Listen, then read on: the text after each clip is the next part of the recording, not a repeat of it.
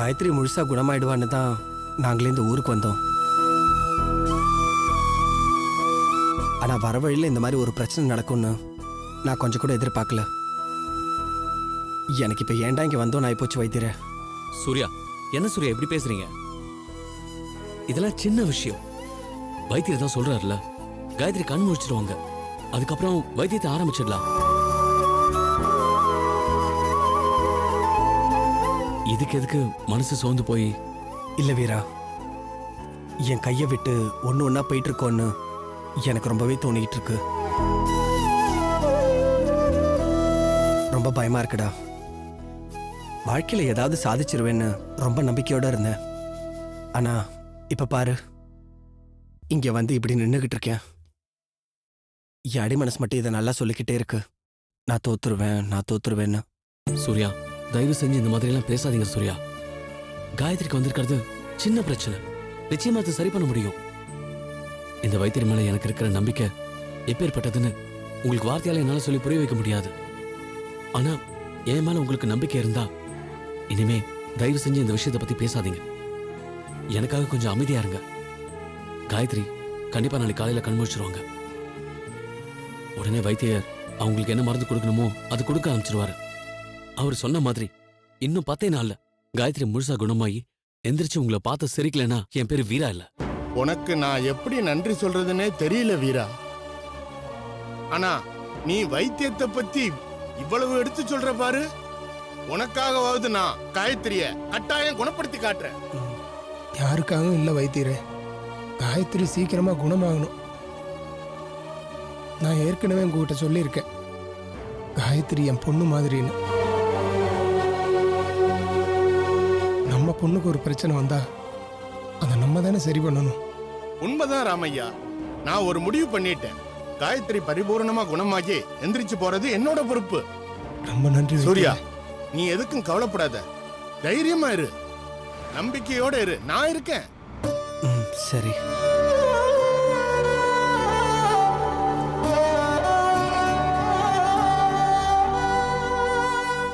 இந்த வழக்கில் குற்றம் சாட்டப்பட்டு அப்ரூவராக மாறி வாக்குமூலம் அளிக்க வந்த ரவி தன் சுயநினைவை இழந்து போதை மருந்துக்கு ஆட்பட்டு பேச முடியாத நிலையில் இருப்பதால் அவரை உடனடியாக மருத்துவ சிகிச்சைக்கு அனுப்புமாறு இந்த கோர்ட் உத்தரவிடுகிறது. தகுந்த மருத்துவ சிகிச்சைக்கு பிறகு அவர் தெளிவான நிலையில் இந்த வழக்கு சம்பந்தப்பட்ட விவரங்களை தெரிவிக்கக்கூடியவராக ஆன பின் இந்த கோர்ட்டில் அவரை கொண்டு வந்து நிறுத்தும்படி போலீசாருக்கு இந்த கோர்ட் உத்தரவிடுகிறது.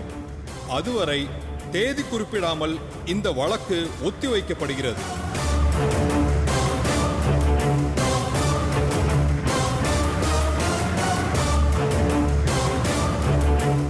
அண்ணே, ஒரு நிமிஷம் ஓரமா வண்டியை நிறுத்துங்க.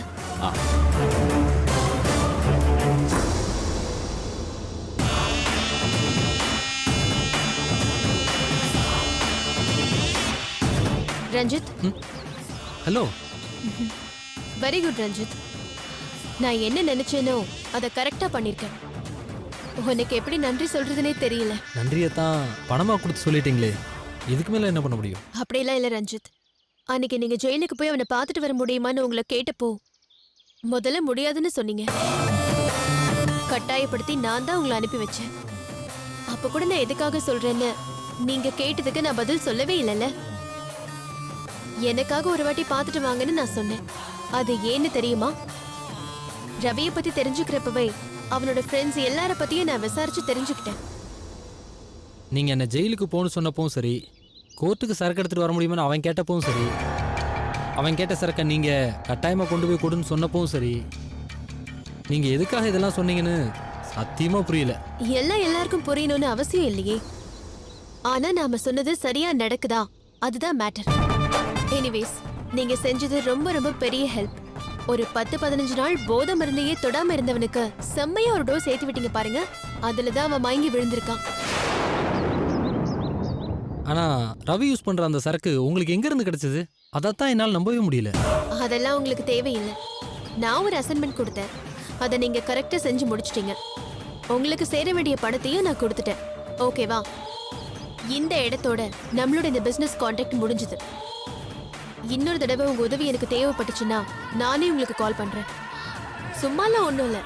ஒவ்வொரு வேலைக்கும் நியாயமா என்ன கூலி கொடுக்கணுமோ அதை கொடுக்கறது தான் இந்த சுப்புவோட பழக்கம். ரொம்ப தேங்க்ஸுங்க. சரி, நான் வரேன். வாங்க.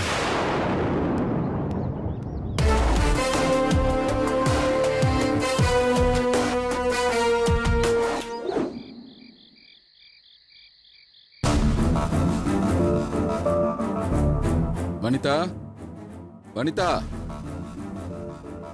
அப்பா, என்னப்பா? அம்மா எங்கம்மா? அம்மா உள்ளதான் இருக்காங்க, கூப்பிடுறேன். பசிக்குது, சாப்பிட ஏதாச்சும் கொண்டு வர சொல்லு. சரிப்பா. இந்தாங்க பாயாசம். என்ன இது பாயாசம்? பசிக்குது, சாப்பிட ஏதாச்சும் கொண்டு வர சொன்னா பாயாசத்தை கொண்டு வந்து கொடுக்குற? என்ன விசேஷம் நம்ம வீட்ல? என்னங்க தெரியாத மாதிரி கேக்குறீங்க? சுப்புவோட கேஸ் இன்னைக்கு நல்லபடியா முடிஞ்சிருச்சு இல்லைங்களா? அவ மேல எந்த தப்பும் இல்லைன்னு கோர்ட்டே அவளை விட்டுடுச்சுல்ல. இத நம்ம கொண்டாடுறதை விட வேற என்னங்க முக்கியம்? என்னது? சுப்புவோட கேஸ் முடிஞ்சிருச்சா? யார் சொன்னாங்க உனக்கு? சுப்புதான்ப்பா சொன்னா. கோர்ட்டுக்கு போனோம், கேஸ் ஆரம்பிச்சது, சுமூகமா எல்லாமே நல்லபடியா முடிஞ்சது, இனிமே எந்த விதமான பிரச்சனையும் இல்லைன்னு சொன்னாலே. ஏய், அறிவில்ல உனக்கு? கேப்பையில நெய் ஒழுகுதுன்னா கேக்குறவங்களுக்கு புத்தி எங்க போச்சு? அவதான் ஏதோ உளறிட்டு போறானா, அதை கேட்டுக்கிட்டு பாயசம் வச்சேன், அதை பண்ண இதை பண்ணன்னு சொல்லிட்டு இருக்கீங்க. என்னங்க பேசுறீங்க நீங்க? சுப்புவோட கேஸ் இன்னைக்கு நல்லபடியா முடிஞ்சதா இல்லையா? இல்லாமலே அவ அப்படி சொல்லிருப்பா? முடியவும் இல்ல, ஒரு மண்ணாங்கட்டியும் இல்ல. அந்த ரவி வழக்கம் போல போதைய போட்டுக்கிட்டு கோர்ட்ல வந்து நின்னான். வக்கீல் கேட்கிற எந்த கேள்விக்கும் பதில் சொல்ல முடியாம உளறி கொட்டி அவன் கோர்ட்லயே மயக்கம் போட்டு கீழே விழுந்துட்டான். அப்புறம் அவனை ஹாஸ்பிடல் கொண்டு போய் சேர்த்தாங்க. அதனாலதான் கேஸ தள்ளி வச்சிருக்காங்க. மறுபடியும் என்னைக்கு ஹியரிங்னு டேட் சொல்லல. போதுமா? இதுதான் கோர்ட்ல நடந்தது. ஏங்க, இன்னைக்கு காலையில கோர்ட்டுக்கு கிளம்பும் போது அவ உங்ககிட்ட ஆசீர்வாதம் வேணும்னு கேட்டால, நீங்க முடியாதுன்னு சொல்லி அவளை அழ வச்சு அனுப்பிட்டீங்க. ஆனா அவ ஒரு வார்த்தை சொல்லிட்டு போனா, ஞாபகம் இருக்கா உங்களுக்கு? உங்க ஆசீர்வாதம் இல்லைன்னா கூட இந்த கேஸ் தனக்கு சாதகமா தான் முடியும்னு எவ்வளவு நம்பிக்கையோட சொல்லிட்டு போனா. நீங்க சொல்ற மாதிரி கேஸ இன்னைக்கு ஒத்தி வச்சிருக்கலாம். ஆனா அடுத்த தடவை கேஸ் கோர்ட்டுக்கு வரும்போது நம்ம சுப்புக்கு சாதகமா தான் இது அமைய போகுது. எனக்கு அதுல எந்த சந்தேகமும் இல்ல. மண்ணாங்கட்டி, முட்டாள்தனமா பேசாத. இல்லப்பா, உண்மையிலேயே சுப்பு மேல எந்த தப்பும் இல்ல. கவிதா சாவுக்கு அவ காரணம் இல்லப்பா. இது எங்களுக்கு நல்லா புரிஞ்சிடுச்சு. சுப்பு அதை எத்தனையோ தடவை எடுத்து சொல்லியும் நீங்க அதை ஏத்துக்காம நம்பாம இருந்தீங்கன்னா அது உங்களோட பிரச்சனைப்பா. ஆனா அவகிட்ட இருக்கிற தன்னம்பிக்கை, தெளிவு, தீர்மானம் எல்லாத்துக்கும் மேல அவ தப்பு செய்யலைன்னு சொல்லி தெளிவா நம்புறா. அந்த நம்பிக்கைய நாம மதிக்க வேண்டாமாப்பா? எதுக்கு எதுக்கு மதிக்கணும்னு கேக்குறேன். மரியாதையா இந்த பாயசத்தை எடுத்துட்டு போய் வச்சுட்டு போய் டிஃபன் எடுத்துட்டு வாங்க. எடுத்துட்டு போங்க இத. ஏங்க, உங்க கோவம் எனக்கு புரியலங்க. சுப்புவை நீங்க விரோதியா மட்டும் பாத்தீங்கன்னா இந்த வீட்ல பெரிய பிரச்சனை தான் வந்து முடியும். ஏன்னா சுப்பு நம்ம குடும்பத்தோட வாரிசு சுமந்துகிட்டு இருக்காங்க. அவ வேணா, அவ பெத்து கொடுக்கற குழந்தை மட்டும் வேணும்னு சொல்வீங்களா?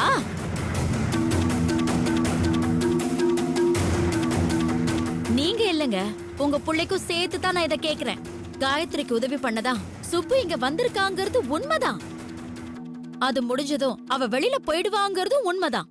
நாளைக்கு சுப்புக்கு பிரசவம் ஆகி குழந்தைய பெத்தெடுத்ததுக்கு அப்புறம் அவங்க அண்ணன் வீட்டுக்கு போயிட்டான்னா போய் நீங்க பார்க்க மாட்டேன்னு சொல்வீங்களா?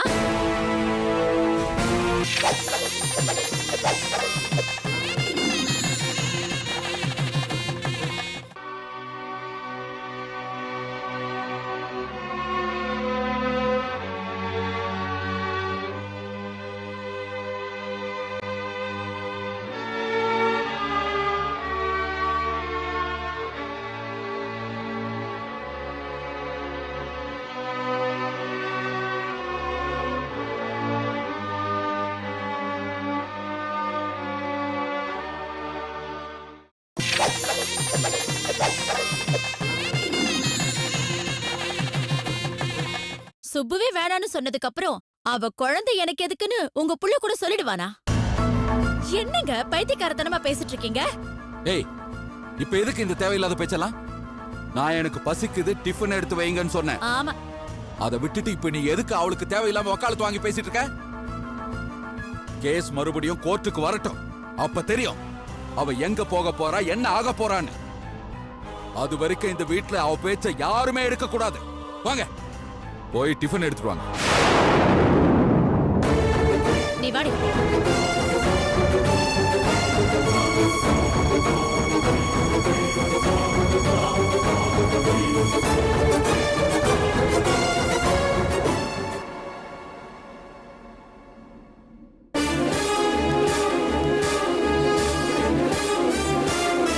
யோ தர்மலிங்கம், வெளியில வாயா, வாயாங்கிறல.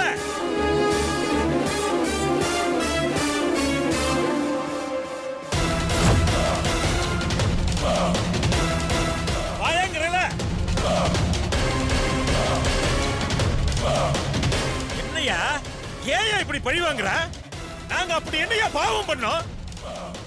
என் புள்ள அப்படி என்னையா பண்ண உன் மருமகளுக்கு? இங்க பாருங்க, நீங்க என்ன பேசுறீங்கன்றதே எனக்கு புரியல. எதுக்காக இங்க வந்து இப்படி கத்திக்கிட்டு நிக்கிறீங்கன்னு எனக்கு தெரியல. தேவையில்லாம ஏதாவது சீன் கிரியேட் பண்ணி பிரச்சனை பண்ண பாத்தீங்கன்னா அப்புறம் நான் ரொம்ப மோசமா நடக்க வேண்டிய சூழ்நிலை வரும். என்னங்க பேசுறீங்க? நாங்க சீன் கிரியேட் பண்றோமா? அவளா ஒரு பொம்பளையா? என்னத்த பண்ணி தொலைச்சா? என் பிள்ளைக்கு என்னத்த கொடுத்தாரு ஒண்ணும் புரியலையே. நல்லா தானே இருந்தா. ஜெயிலுக்குள்ள ஒரு நாள் கூட அவன் போதை மருந்து எடுத்துக்கலன்னு டாக்டரே சொல்லிருக்காரு. அப்படிப்பட்டவன் கோர்ட்ல வந்து நிக்கும் போது முழு போதையில தள்ளாடி தடுமாறி கீழே விழுந்து ஆஸ்பத்திரியில எடுத்துட்டு போய் அட்மிட் பண்ணி என்ன ட்ரீட்மெண்ட் கொடுத்தாலும் இன்னும் எந்திரிக்காம போன மாதிரி கிடக்குறானே. அடச்சி, வாய மூடுமா. உன் புள்ள போன மாதிரி கிடக்குறானா அதுக்கு நான் என்ன பண்ண முடியும்? போய் டாக்டர் கேளு, இல்ல போய் போலீஸ் கேளு, கோர்ட்ல போய் விசாரிச்சுக்க. யார் மேலயாவது உனக்கு சந்தேகம் இருந்ததுன்னா கம்ப்ளைண்ட் பண்ணி ஆக்ஷன் எடுக்க சொல்லு. அதை விட்டுட்டு இங்க வந்து இந்த மாதிரி தேவையில்லாம பேசிட்டு இருக்க. பேசுவையா, நல்லா பேசுவ. ஜெயிச்சிட்டோங்கிற மிதப்பு தானே. உன் மருமக பொண்ணை காப்பாத்திட்டோங்கிற தெனாவுட்டு. ஆனா தர்மம்னு ஒண்ணு இருக்கியா? தெய்வம் எல்லாத்தையும் பார்த்துட்டு சும்மா இருக்காது. சத்தியமா சொல்றேன் தர்மலிங்கம், என் பிள்ளைக்கு மட்டும் ஏதாவது ஒண்ணு ஆச்சுன்னா உன் குடும்பத்தை நான் சும்மா விட மாட்டேன். யோ, அப்புறம் என் வாயில ஏதாச்சும் வந்துட போதியா? என் குடும்பத்துக்கு உனக்கு என்னைய சம்பந்தம்? என்ன விளையாடுறியா? உனக்கு சுப்பு மேல சந்தேகம் இருந்தா நீ போய் அவளை கேளு. எனக்கு அவளுக்கு சம்பந்தம் இல்லன்னு ஆயிடுச்சு. அவளை பத்தி என்கிட்ட ஏன் வந்து நின்னு புலம்பிக்கிட்டு இருக்க? என்னது? உனக்கும் உன் மருமகளுக்கு சம்பந்தம் இல்லையா? யோ நடிக்காத. யாருக்கிட்டயா நாடகம் ஆடுற? ஏயா உன் மருமக கோர்ட்டுக்கு வந்திருக்கும் போது நீ முதல் வருஷம் உட்கார்ந்துட்டு கைய பசஞ்சு உட்கார்ந்துட்டுல. இந்த பாரியா, நான் உன்கிட்ட பொறுமையா சொல்லிக்கிட்டு இருக்கும் போதே மரியாதையா வெளியே போயிடு. இதுக்கு மேல பேச்ச கொடுத்த அப்புறம் நடக்கிறதே வேற. இந்த பாரு, உன் புள்ளைக்கு என்ன ஆச்சுங்கிறது எனக்கு முக்கியமே கிடையாது. அதுக்கு சுப்பு தான் காரணமா இல்லையான்ற விஷயம் எனக்கு தெரியாது. உன் புள்ளைய சுப்பு தான் ஏதாவது செஞ்சிருப்பான்னு உனக்கு சந்தேகம் இருந்தா போய் அவளை கேளு, இல்ல போலீஸ்ல கம்ப்ளைண்ட் பண்ணு. அவளை பிடிச்சு உள்ள தள்ளு. என்ன வேணும்னாலும் பண்ணி தொலைச்சிட்டு போ. எனக்கு அதை பத்தி எல்லாம் கவலை கிடையாது. ஆனா இன்னொரு தடவை இந்த விவகாரத்தை பத்தி பேசிக்கிட்டு என் வீட்டு வாசப்படி ஏறின திரும்பி போறதுக்கு உனக்கு கால் இருக்காது. போய வெளியில போயா. இப்படி பேசுறீங்களே, மனசாட்சி உங்களுக்கு இல்லையா?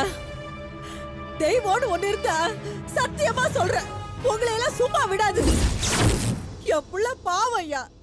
அவனுக்கு போதை பழக்கம் இருக்கிற பலவீனத்தை தவிர அவன் வேற எந்த தப்பும் செய்யல. இன்னைக்கு கோர்ட்ல உங்க மருமகளுக்கு எதிரா சாட்சி சொல்ல போறான்னு தெரிஞ்சு திட்டம் போட்டு அவனுக்கு என்னத்தையும் கலந்து கொடுத்து மயக்கப்பட வச்சுட்டான்ல. அவனோட வாழ்க்கையவே நாசம் பண்ண பாத்துட்டா உங்க வீட்டு மருமக. இதெல்லாம் அந்த ஆண்டவனுக்கே அடுக்காது. சொல்லி வைங்க உங்க மருமக கிட்ட. பெத்த வயிறு பத்திக்கிட்டு எரியுது. எங்களுக்கு கொள்ளி போட ஒரே ஒரு புள்ளதான். எங்களுக்கு முன்னாடி அவனுக்கு ஏதாவது ஒண்ணு ஆச்சுன்னா உங்க வம்சமே விளங்காம போயிரும். என் வயித்தெடுத்தல்ல சொல்றேன், நீங்கெல்லாம் நல்லா இருக்க மாட்டீங்க. நீங்கெல்லாம் நல்லாவே இருக்க மாட்டீங்க. என்னங்க, வாங்க போலாம். போங்க போங்க.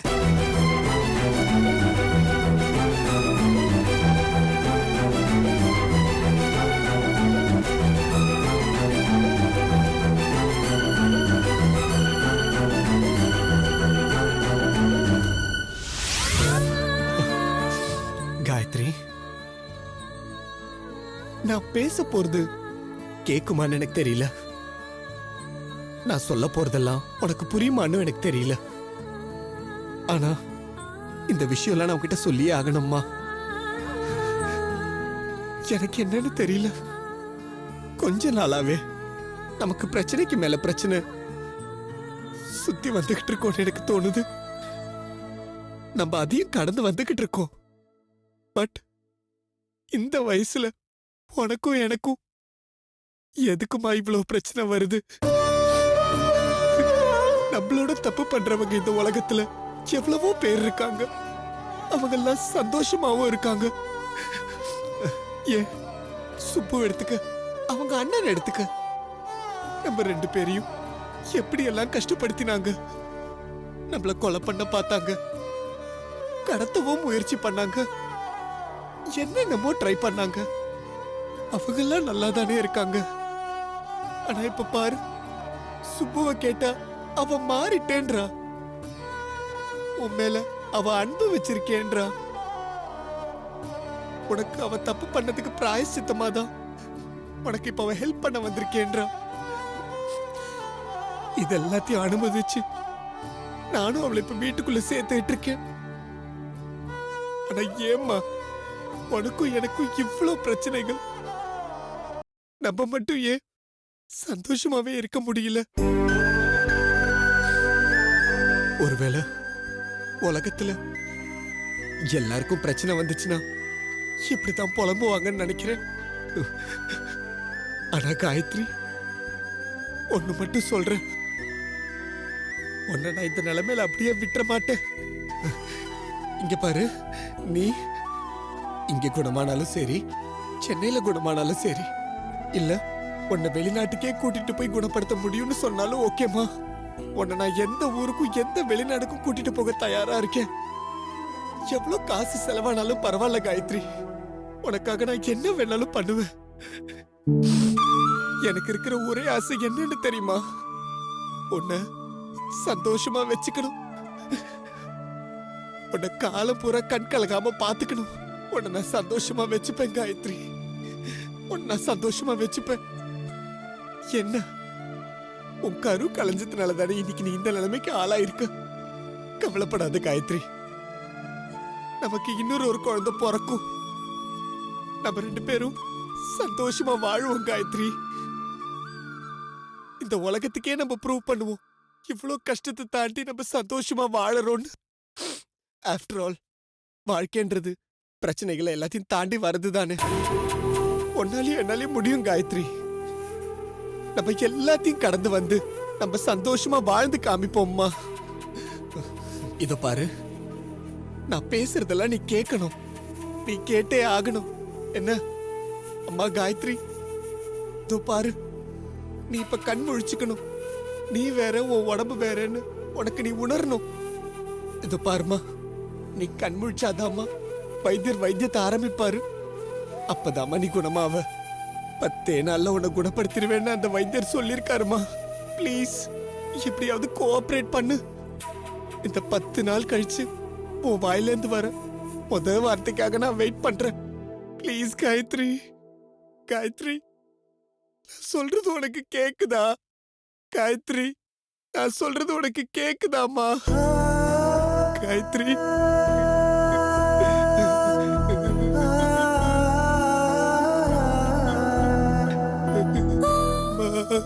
காயத்ரி, நான் கேளு காயத்ரி, நான் பேசுறது கேளு காயத்ரி, ப்ளீஸ். நான் பேசுறது கேளு காயத்ரி.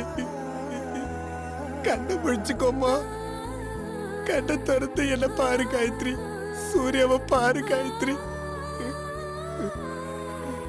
சூர்யாவை பாரு காயத்ரி. சூர்யா, கவலைப்படாதப்பா, உன் ஆசை கண்டிப்பா நிறைவேறும். காயத்ரி கண்டிப்பா எந்திரிப்பா. காயத்ரிக்கு நோய் குணமாகி அவ சகஜமா நடக்கிற நாள் ரொம்ப தூரத்துல இல்லப்பா.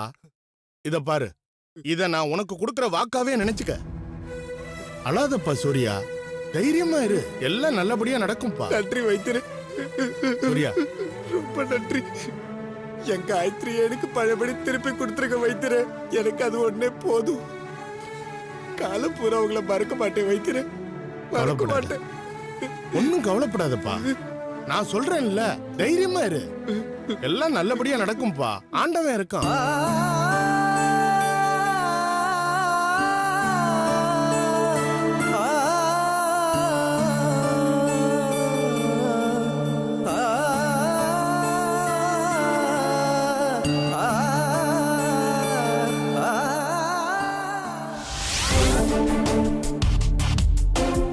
சுப்பு, சுப்பு, நேத்து கோர்ட்ல கேஸ் என்னாச்சு? அந்த பையன் திடீர்னு மயங்கி விழுந்து தொலைச்சிட்டானாமே. எதுவுமே சொல்லாம கேஸ் தள்ளி வச்சுட்டதா உங்க அண்ணன் சொன்னாரு. எனக்கு ஒண்ணுமே புரியலமா. அப்படி என்னதான் ஆச்சு? ராணி, ஒரு வக்கீல் கூட இல்லாம எந்த தைரியத்துல கோர்ட்டுக்கு வந்து நின்னான்னு கேளு. ஏண்டி, வக்கீல் கூட வைக்கலனா 5 லட்சம் எங்க எங்க வச்சிருக்க? ஏண்டி, நான் ஜெயிலுக்கு போவேன்னு பயந்துட்டு இருந்தீங்க. இப்ப அந்த மாதிரி எதுவும் நடக்காம நான் முழுசா வீட்டுக்கு திரும்பி வந்திருக்கேன். என்னை விட உங்களுக்கு அந்த 5 லட்சமா பெருசா போச்சு. இத பார், இந்த பேச்செல்லாம் என்கிட்ட வேணாம். பணத்தை என்ன பண்ண முதல்ல அத சொல்லு. நீங்க முதல்ல கேட்ட கேள்விக்கும் இப்ப கேக்குற இந்த கேள்விக்கும் ஒரு லிங்க் இருக்கண்ணி. 5 லட்சம் கேட்ட வக்கீல் கடைசி நேரத்துல கேஸ் எடுத்துக்க மாட்டேன்னு சொல்லிட்டாரு. அந்த விஷயம் உங்களுக்கு தெரியும்ல. இன்னொரு வக்கீல தேடி கண்டுபிடிச்சு நம்ம தரப்பு நியாயத்தை எடுத்து சொல்லி நமக்காக அவர் வாதாடி ஜாமீன் வாங்கி கொடுத்து இதெல்லாம் நடக்கும்னு நம்ம எதிர்பார்க்கலாமே தவிர ஒருவேளை நடக்காம போச்சுன்னா நான் ஜெயிலுக்கு போக மாட்டேன். சூர்யாவோட வாழணும், அதான் எனக்கு வேணும். என்ன செஞ்சா நான் நினைக்கிறது நடக்கும்னு யோசிச்சேன், அத கரெக்டா செஞ்சேன். வக்கீலுக்குன்னு கொடுக்க வச்சிருந்த பணத்தை எனக்கு வேற விதத்துல உதவி செய்ய தயாரா இருந்த ஒருத்தருக்கு கொடுத்தேன். காரியத்தை கச்சிதமா முடிச்சிட்டேன்.